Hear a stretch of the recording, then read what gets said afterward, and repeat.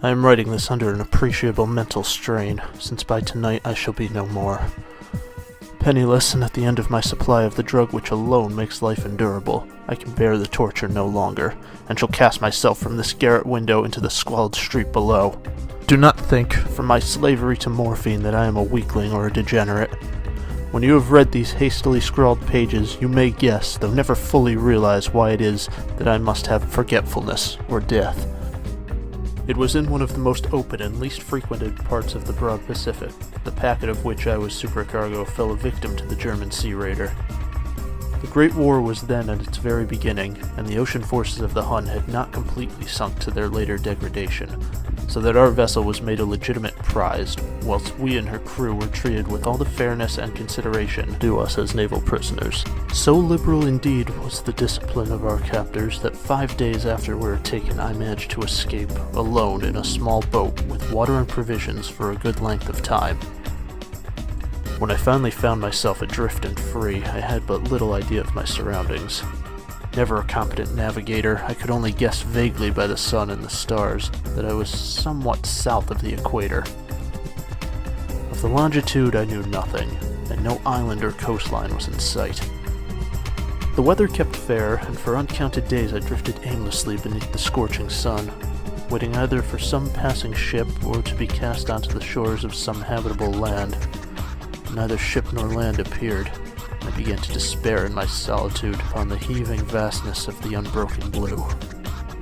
The change happened whilst I slept. Its details I shall never know, for my slumber, though troubled and dream-infested, was continuous. When at last I awakened, I discovered myself half stuck into a slimy expanse of hellish black mire which extended about me in monotonous undulations as far as I could see, and in which my boat lay grounded some distance away. Though one might well imagine that my first sensation would be of wonder at so prodigious and unexpected a transformation of scenery, I was in reality more horrified than astonished, for there was in the air and in the rotting soil a sinister quality which chilled me to the very core. The region was putrid with the carcasses of decaying fish and other less describable things which I saw protruding from the nasty mud of the unending plain. Perhaps I should not hope to convey in mere words the unutterable hideousness that can dwell in absolute silence and barren immensity. There was nothing within hearing, and nothing in sight save a vast reach of black slime. Yet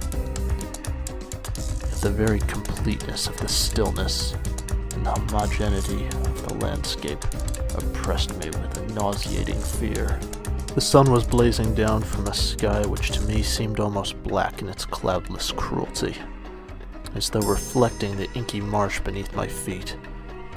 As I crawled into the stranded boat, I realized that only one theory could explain my position. Through some unprecedented volcanic upheaval, a portion of the ocean floor must have been thrown to the surface, exposing regions which for innumerable millions of years had lain hidden under unfathomable watery depths. So great was the extent of the new land which had risen beneath me that I could not detect the faintest noise of the surging ocean, straining my ears though I might. Nor were there any seafowl to prey upon the dead things. For several hours I sat thinking or brooding in the boat, which lay upon its side and afforded a slight shade as the sun moved across the heavens. As the day progressed, the ground lost some of its stickiness, and seemed likely to dry sufficiently for traveling purposes in a short time. That night I slept but little, and the next day I made for myself a pack containing food and water, preparatory to an overland journey in search of the vanished sea and possible rescue. On the third morning I found the soil dry enough to walk upon with ease. The odor of the fish was maddening, but I was too concerned with graver things to mind so slight an evil, and set out boldly for an unknown goal. All day I forged steadily westward, guided by a faraway hummock which rose higher than any other elevation on the rolling desert. That night I encamped, and on the following day still traveled toward the hummock, though that object seemed scarcely nearer than when I first espied it. By the fourth evening I attained the base of the mound, which turned out to be much higher than it had appeared from a distance, an intervening valley setting it out in sharper relief from the general surface. Too weary to ascend, I slept in the shadow of the hill. I know not why my dreams were so wild that night, but ere the waning and fantastical gibbous moon had risen far above the eastern plain, I was awake in a cold perspiration, determined to sleep no more. Such visions as I had experienced were too much for me to endure again, and in the glow of the moon I saw how unwise I had been to travel by day. Without the glare of the parching sun, my journey would have cost me less energy. Indeed, I now felt quite able to perform the ascent which had deterred me at sunset. Picking up my pack, I started for the crest of the eminence. I have said that the unbroken monotony of the rolling plain was a source of vague horror to me, but I think my horror was greater when I gained the summit of the mound and looked down the other side into an immeasurable pit or canyon, whose black recesses the moon had not yet soared high enough to illuminate. I felt myself on the edge of the world, peering over the rim of some fathomless chaos of eternal night. Through my terror ran curious reminiscences of Paradise Lost and Satan's hideous climb through the unfashioned realms of darkness. As the moon climbed higher in the sky, I began to see that the slopes of the valley were not quite so perpendicular as I had imagined. Ledges and outcroppings of rock afforded fairly easy footholds for a descent, whilst after a drop of a few hundred feet the declivity became more gradual. Urged on by an impulse which I cannot definitively analyze, I scrambled with difficulty down the rocks and stood on the gentler slope beneath, gazing into the Stygian deeps where no light had yet penetrated. All at once my attention was captured by a vast and singular object on the opposite slope, which rose steeply about 100 yards ahead of me. An object that gleamed whitely in the newly bestowed rays of the ascending moon. That it was merely a gigantic piece of stone I soon assured myself, but I was conscious of a distinct impression that its contour and position were not altogether the work of nature. Closer scrutiny filled me with sensations I cannot express, for despite its enormous magnitude and its position in an abyss which had yawned at the bottom of the sea since the world was young, I perceived beyond a doubt that the strange object was a well-shaped monolith, whose massive bulk had known the workmanship and perhaps the worship of living and thinking creatures. Dazed and frightened, yet not without a certain thrill of a scientist or archaeologist's delight, I examined my surroundings more closely.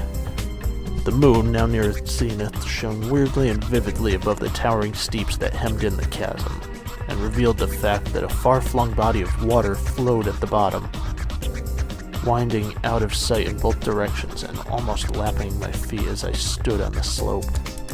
Across the chasm, the wavelets washed the base of the Cyclopean monolith, on whose surface I could now trace both inscriptions and crude sculptures.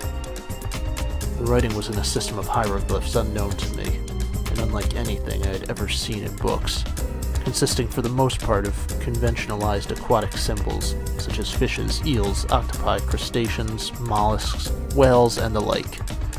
Several characters obviously represented marine things which are unknown to the modern world, but whose decomposing forms I had observed on the ocean-risen plain. It was the pictorial carving, however, that did most to hold me spellbound.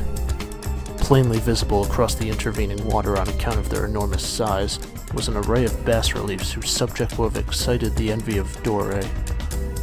And I think that these things were supposed to depict men, at least a certain sort of man, though the creatures were shown disporting like fishes in the waters of some marine grotto, or paying homage at some monolithic shrine which appeared to be under the waves as well.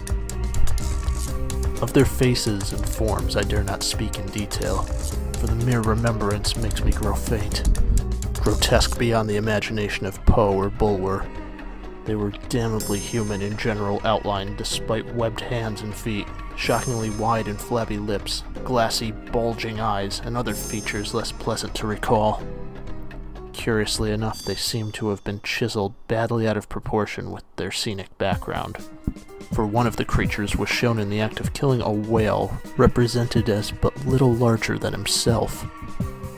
I remarked, as I say, their grotesqueness and strange size, but in a moment I decided that they were merely the imaginary gods of some primitive fishing or seafaring tribe, some tribe whose last descendant had perished eras before the first ancestor of Piltdown or Neanderthal man had been born. Awestruck at this unexpected glimpse into a past beyond the conception of most daring anthropologists, I stood musing whilst the moon cast queer reflections on the silent channel before me. Then suddenly I saw it. With only a slight churning to mark its rise to the surface, the thing slid into view above the dark waters. Vast, Polyphemus-like, and loathsome, it darted like a stupendous monster of nightmare to the monolith, about which it flung its gigantic scaly arms. All the while it bowed its hideous head and gave vent to certain measured sounds. I think I went mad then. Of my frantic ascent of the slope and cliff and the delirious journey back to the stranded boat I remember little. I believe I sang a great deal, and laughed oddly when I was unable to sing. I have indistinct recollections of a great storm sometime after I reached the boat. At any rate, I knew that I heard peals of thunder and other tones which nature utters only in her wildest moods. When I came out of the shadows, I was in San Francisco Hospital, brought thither by the captain of the American ship which had picked up my boat in mid-ocean. In my delirium I had said much, but found that my words had been given scant attention. Of any land of people in the Pacific my rescuers knew nothing, nor did I deem it necessary to insist upon a thing which I knew they could not believe. Once I sought out a celebrated ethnologist and amused him with peculiar questions regarding the ancient Philistine legend of Dagon, the fish god. But soon perceiving that he was hopelessly conventional, I did not press my inquiries. It is at night, especially when the moon is gibbous and waning, that I see the thing. I tried morphine, but the drug has given only transient surcease, and has drawn me into its clutches as a hopeless slave. So now I am to end it all. Having written a full account for the information or contemptuous amusement of my fellow men. Often I ask myself if it could not all have been pure phantasm, a mere freak of fever as I lay sun-stricken and raving in the open boat after my escape from the German man-of-war. This I ask myself, but ever does there come before me a hideously vivid vision in reply. I cannot think of the deep sea without shuddering at the nameless things that may at this very moment be crawling and floundering on its slimy bed, worshipping their ancient stone idols and carving their own detestable likeness on submarine obelisks of water-soaked granite. I dream of a day when they may rise above the billows to drag down in their reeking talons the remnants of puny, war-exhausted mankind. Of a day when the land shall sink, and the dark ocean floor shall ascend amidst universal pandemonium. The end is near. I hear a noise at the door, as of some immense slippery body lumbering against it. It shall not find me. God, that hand! The window!